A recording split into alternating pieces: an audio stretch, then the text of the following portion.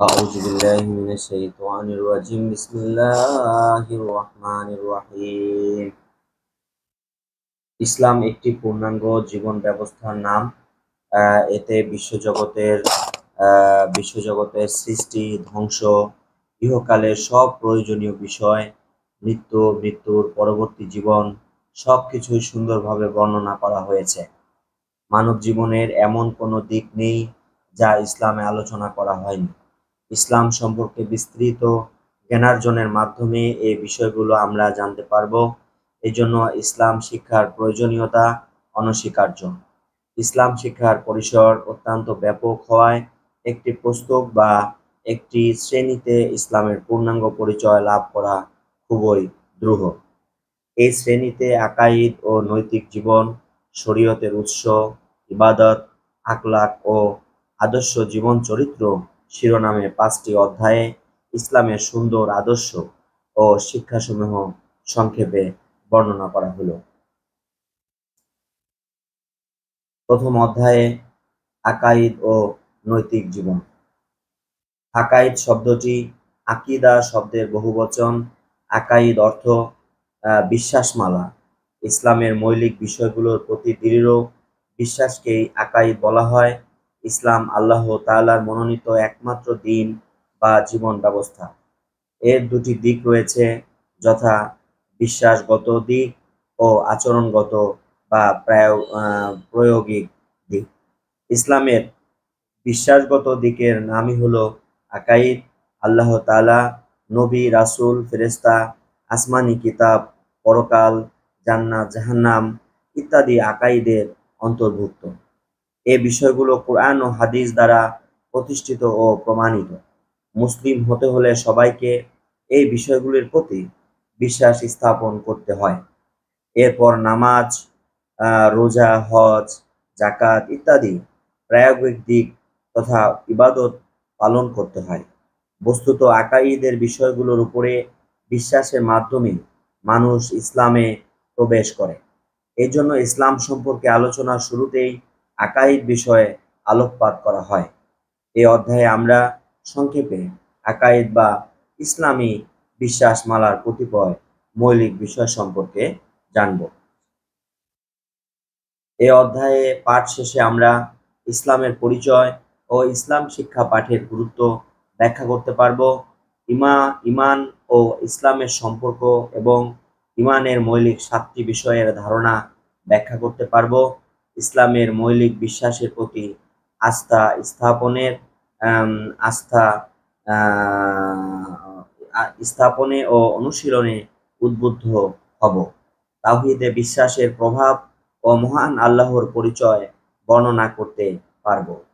তাওহীদের তাৎপর্য বিশ্লেষণ করতে পারব।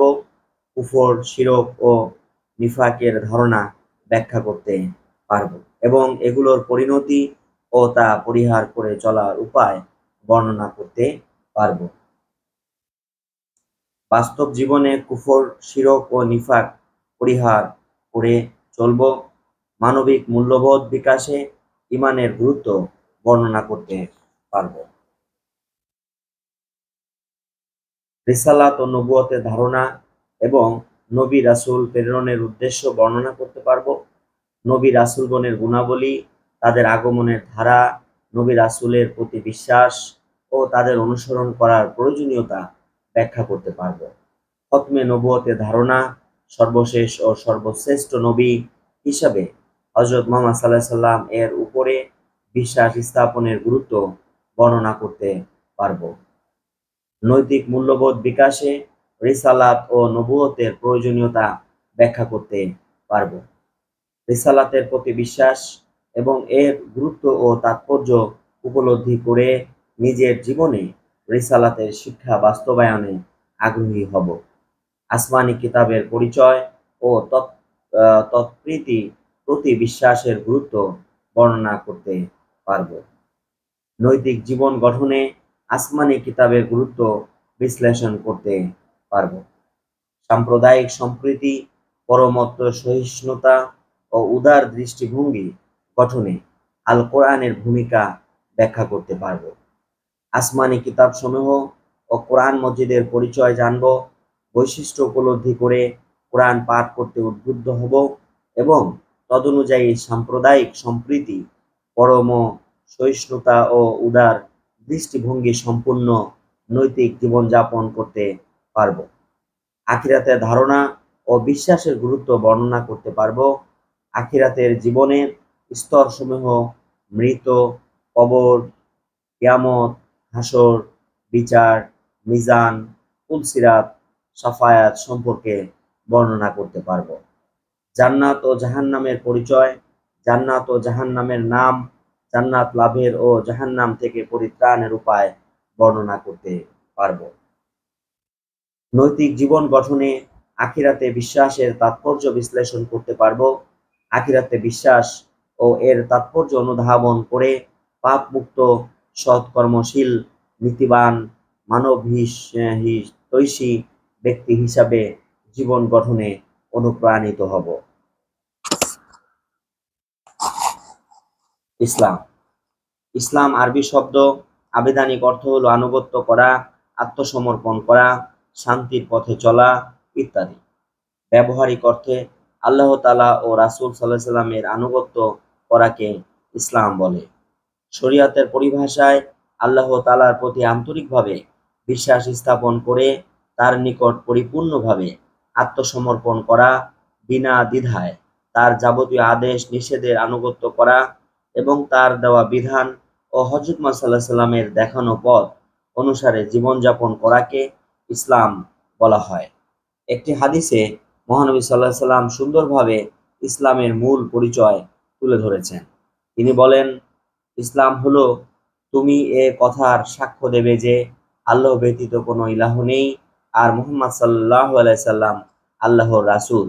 সালাত আদায় করবে, যাকাত প্রদান করবে, রমজানে রোজা পালন করবে এবং সামর্থ্য থাকলে বাইতুল্লাহর হজ আদায় করবে।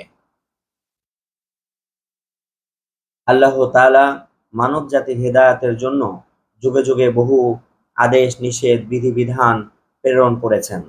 এসব আদেশ নিষেধ শরীয়ত হিসাবে প্রদান করেছেন। শরীয়তের সর্বশেষ ও পূর্ণাঙ্গ রূপ হলো ইসলাম। এটি হলো মানব জাতির জন্য নির্দেশিত সর্বশেষ ও সর্বোত্তম জীবন বিধান। আল্লাহ তাআলা এই সম্পর্কে বলেন, নিশ্চয় আল্লাহর নিকট ইসলামই একমাত্র মনোনীত ধর্ম বা জীবন ব্যবস্থা। সূরা আল ইমরান আয়াত 19। সুতরাং ইসলাম হলো আল্লাহ তাআলার নিকট গ্রহণযোগ্য ধর্ম, আর যিনি ইসলাম অনুসারে জীবন পরিচালনা করেন তাকে বলা হয় মুসলিম বা মুসলমান। ইসলামের ভূমিকা। ইসলাম হলো আল্লাহ তাআলার প্রবর্তিত ধর্ম বা জীবন বিধান। এটি মানব জাতির জন্য আল্লাহ তাআলার একটি বিশেষ নিয়ামত। এটি পূর্ণাঙ্গ জীবন ব্যবস্থা, মানব জীবনের সকল বিষয় ও সমস্যার পরিপূর্ণ সমাধানের দিক নির্দেশনা এতে দেওয়া হয়েছে। আল্লাহ তাআলা বলেন, আজ আমি তোমাদের জন্য তোমাদের দ্বীনকে পূর্ণাঙ্গ করলাম আর তোমাদের উপরে আমার নিয়ামতকে সম্পূর্ণ করলাম এবং ইসলামকে তোমাদের জীবন ব্যবস্থা হিসাবে মনোনীত করলাম। সূরা আল মাইদা আয়াত 3। মানুষের জন্ম থেকে মৃত্যু পর্যন্ত সকল কাজকর্মের যথাযথ দিক নির্দেশনা ইসলামে বিদ্যমান। ব্যক্তিগত, পারিবারিক, সামাজিক, সাংস্কৃতিক, অর্থনৈতিক, রাজনৈতিক ও আন্তর্জাতিক সকল বিষয়ে ইসলামে যথাযথভাবে বর্ণনা করা হয়েছে। এমনকি মানুষের মৃত্যুর পরবর্তী জীবন বা পরকালের অবস্থার বর্ণনাও ইসলামে রয়েছে। সুতরাং সুষ্ঠু ও সুন্দরভাবে জীবন পরিচালনার জন্য ইসলামের বিকল্প নেই। ইসলাম শব্দটি সিলমুন মূল ধাতু হতে নির্গত। সিলমুন অর্থ শান্তি। ইসলাম মানুষকে শান্তির পথে পরিচালিত করে। ইসলামী বিধিবিধান মেনে চললে মানুষ দুনিয়া ও আখিরাতে পরিপূর্ণ শান্তিময় জীবন লাভ করতে পারে।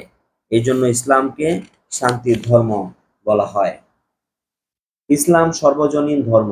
এটি কোনো কাল, অঞ্চল বা জাতির জন্য সীমাবদ্ধ নয়। অন্যান্য ধর্মের নামকরণ সেসব ধর্মের প্রবর্তক, প্রচারক, অনুসারী কিংবা জাতির নামে করা হয়েছে, কিন্তু ইসলাম সর্বজনীন ধর্ম হওয়ার কারণে এর নামকরণ কারো নামে করা হয়নি, বরং মহান আল্লাহ ও রসুলের আনুগত্যের মাধ্যমে শান্তির পথে জীবন পরিচালনা করার উদ্দেশ্যে এর নামকরণ করা হয়েছে ইসলাম। ইসলাম শিক্ষার গুরুত্ব। ইসলাম শিক্ষা হলো ইসলাম সম্পর্কে জ্ঞান লাভ করা। কোনো কিছু বাস্তবায়ন করতে হলে প্রথমে সে সম্পর্কে জ্ঞান লাভ করতে হয়। যেমন সাঁতার কাটতে হলে প্রথমে সাঁতার কি, কিভাবে সাঁতার কাটতে হয় ইত্যাদি শিখতে হয়। গাড়ি চালাতে হলে গাড়ি ও গাড়ির চালনা সম্পর্কে জ্ঞান অর্জন করতে হয়। ঠিক তেমনি ইসলাম অনুযায়ী জীবন পরিচালনার জন্য ইসলাম সম্পর্কে প্রথমে জ্ঞান অর্জন করতে হয়। আর এর প্রধান মাধ্যম হলো ইসলাম শিক্ষা। ইসলাম শিক্ষার মাধ্যমে আমরা আল্লাহ তাআলার ইবাদত ও আনুগত্য শিখতে পারি। আমাদের দৈনন্দিন জীবনে চলাফেরা, উঠা বসা কিভাবে করতে হবে তা জানতে পারি। সততা, ন্যায়পরায়ণতা, দয়া, ক্ষমতা, বিনয়, নম্রতা ইত্যাদি গুণের অনুশীলন করতে পারি। লোভ, হিংসা, মিথ্যাচার, অহংকার, পরনিন্দা ইত্যাদি খারাপ অভ্যাস পরিহার করে উত্তম চরিত্রের অধিকারী হতে পারি। সাম্য, মৈত্রী, ভ্রাতৃত্ব, সহিষ্ণুতা, ধৈর্য, সহনশীলতা, পারস্পরিক সহযোগিতা, সহানুভূতি ইত্যাদির মাধ্যমে সুন্দর সমাজ প্রতিষ্ঠা করার জন্য প্রয়োজনীয় জ্ঞানার্জন করতে পারি। পরকালীন জীবনে জান্নাত লাভ ও জাহান্নাম থেকে মুক্তির উপায় জানতে পারি। এক কথায় ইসলাম শিক্ষার মাধ্যমে আমরা দুনিয়া ও আখিরাতের শান্তি ও সফলতা লাভের দিক নির্দেশনা অর্জন করতে পারি। পার্ট ২, ঈমান। পরিচয়। ঈমান শব্দটি আমনুন মূল ধাতু থেকে নির্গত, যার অর্থ বিশ্বাস করা, আস্থা স্থাপন, স্বীকৃতি দেওয়া, নির্ভর করা, মেনে নেওয়া ইত্যাদি। ইসলামী পরিভাষায় শরীয়তের যাবতীয় বিধিবিধান অন্তরে বিশ্বাস করা, মুখে স্বীকার করা এবং তদনুযায়ী আমল করাকে ঈমান বলে। ঈমানের পরিচয় সম্পর্কে রাসূলুল্লাহ সাল্লাল্লাহু আলাইহি সাল্লাম বলেন, ঈমান হচ্ছে আল্লাহ তার ফেরেশতা কুল, কিতাবসমূহ, রাসূলগণ, পরকাল ও ভাগ্যের ভালো মন্দের ভালো মন্দের প্রতি বিশ্বাস স্থাপন করা। মুসলিম। প্রকৃতপক্ষে ইসলামের মূল বিষয়গুলির প্রতি পূর্ণ বিশ্বাসকেই বলা হয় ঈমান। ঈমানের মৌলিক বিষয়গুলো আল্লাহর বাণী, আল কোরআন ও রাসূল সাল্লাল্লাহু আলাইহি সাল্লামের পবিত্র হাদিসে বিস্তৃতভাবে বর্ণনা করা হয়েছে। ঈমানে মুফাসসালে ঈমানের মৌলিক বিষয়গুলো একত্রে বর্ণিত হয়েছে। অর্থ: আমি ঈমান আনলাম আল্লাহর প্রতি, তার ফেরেশতাগণের প্রতি, তার কিতাবগুলোর প্রতি, তার রাসূলগণের প্রতি, আখিরাতের প্রতি, তকদীরের প্রতি, যার ভালো মন্দ আল্লাহ তাআলার নিকট থেকেই হয়, এবং মৃত্যুর পর পুনরুত্থানের প্রতি। বর্ণিত বিষয়গুলোর প্রতি সুদৃঢ় আস্থা ও বিশ্বাস ব্যতীত ঈমানদার হওয়া যায় না। যিনি এগুলোতে পূর্ণ বিশ্বাস স্থাপন করেন তাকে বলা হয় মুমিন। ঈমান ও ইসলামের সম্পর্ক। ঈমান ও ইসলাম দুটি অত্যন্ত গুরুত্বপূর্ণ পরিভাষা। ঈমান অর্থ বিশ্বাস। ইসলামের মূল বিষয়গুলির প্রতি আন্তরিক বিশ্বাস, মৌখিক স্বীকৃতি ও তদানুযায়ী আমল করাকে ঈমান বলা হয়। অন্যদিকে ইসলাম অর্থ আত্মসমর্পণ, আনুগত্য ইত্যাদি। মহান আল্লাহর যাবতীয় ঈমানের মূল বিষয়গুলোর প্রতি আন্তরিক বিশ্বাস, মৌখিক স্বীকৃতি ও তদনুযায়ী আমল করাকে ঈমান বলা হয়। অন্যদিকে ইসলাম অর্থ আত্মসমর্পণ, আনুগত্য ইত্যাদি। মহান আল্লাহর যাবতীয় আদেশ নিষেধ বিনা দ্বিধায় মেনে নেওয়ার মাধ্যমে তার প্রতি পূর্ণাঙ্গ রূপে আত্মসমর্পণ করার নাম হলো ইসলাম। ঈমান ও ইসলামের মধ্যে অত্যন্ত ঘনিষ্ঠ অবিচ্ছেদ্য সম্পর্ক বিদ্যমান। এদের একটি ব্যতীত অন্যটি কল্পনাও করা যায় না। এদের একটি অপরটির উপরে গভীরভাবে নির্ভরশীল। ঈমান ও ইসলামের সম্পর্ক গাছের মূল ও শাখা প্রশাখার মতো। ঈমান হলো গাছের শিকড় বা মূল, আর ইসলাম তার শাখা প্রশাখা। মূল না থাকলে শাখা প্রশাখা হয় না, আর শাখা প্রশাখা না থাকলে মূল বা শিকড় মূল্যহীন। তদ্রূপ ঈমান ও ইসলাম একটি অন্যটি ব্যতীত পূর্ণাঙ্গ হয় না। ঈমান মানুষের অন্তরে আল্লাহর প্রতি বিশ্বাস, অনুরাগ ও তার সন্তুষ্টি লাভের বাসনা সৃষ্টি করে, আর তাতে ইবাদত ও আনুগত্যের মাধ্যমে সজীব ও সতেজ হয়ে পরিপূর্ণ সৌন্দর্যে বিকশিত হয় ইসলাম। ইসলাম হলো ইমানের বহিঃপ্রকাশ। ইমান হলো অন্তরের সাথে সম্পৃক্ত, আর ইসলাম বাহ্যিক আচার আচরণ ও কার্যাবলীর সাথে সম্পৃক্ত, যেমন আল্লাহ, রাসূল, ফেরেশতা ইত্যাদি বিষয়ে বিশ্বাস করা হলো ইমান। আর সালাত, যাকাত, হজ ইত্যাদি বিষয় পালন করা হলো ইসলাম।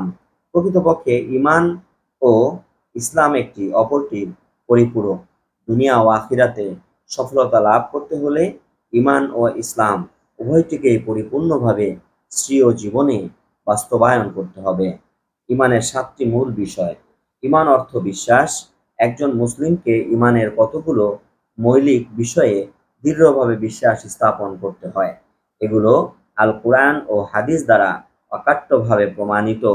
এই বিষয়গুলোতে বিশ্বাস ব্যতীত কেউই মুমিন বা মুসলিম হতে পারে না।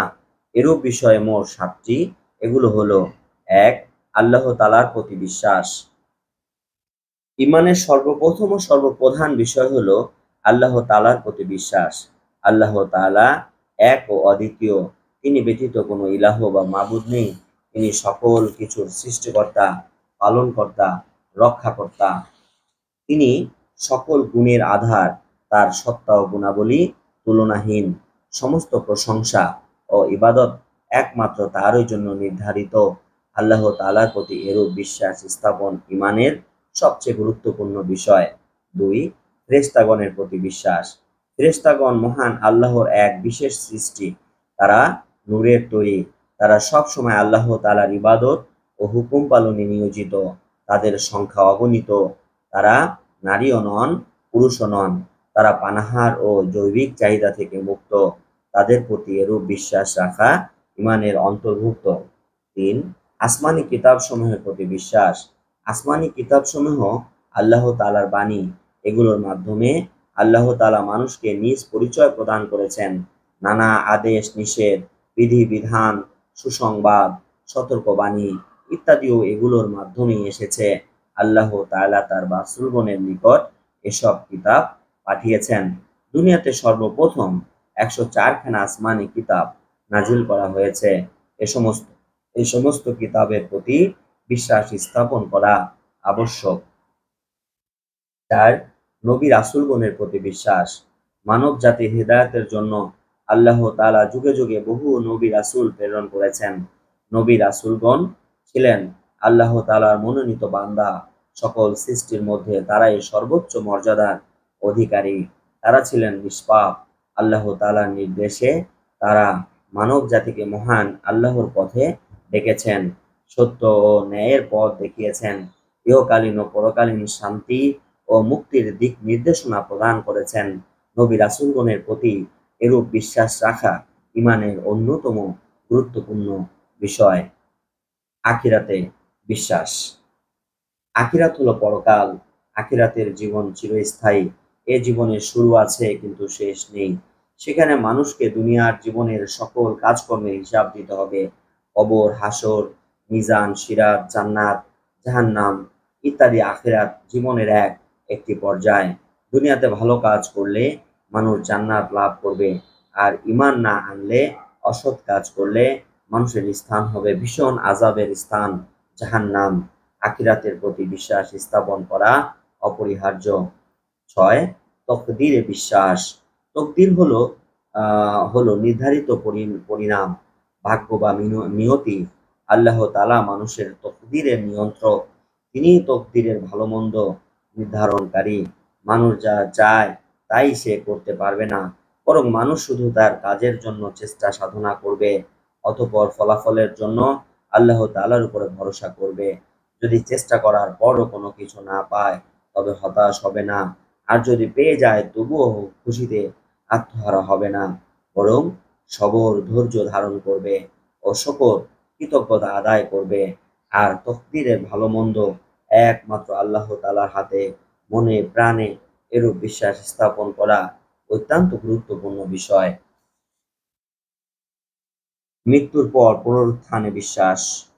মৃত্যুর সাথে সাথে মানুষের জীবন শেষ হয়ে যায় না, বরং মানব জীবন দুই ভাগে বিভক্ত: ইহকাল ও পরকাল। ইহকাল হলো দুনিয়ার জীবন, আর পরকাল হলো মৃত্যুর পরবর্তী জীবন। আল্লাহ তাআলা মানুষকে মৃত্যুর পর আবার জীবিত করবেন। সে সময় সকল মানুষ হাসরের ময়দানে একত্রিত হবে। আল্লাহ তাআলা সেদিন বিচারক হিসাবে মানুষের সকল কাজের হিসাব নেবেন। অতঃপর মানুষকে তার ভালো কাজের জন্য পুরস্কার স্বরূপ জান্নাতে ও মন্দ কাজের শাস্তি স্বরূপ জাহান্নামে প্রবেশ করানো হবে। সুতরাং মৃত্যুর পর আমরা সবাই পুনরায় জীবিত হব, এ বিশ্বাস রাখা ঈমানের অপরিহার্য বিষয়।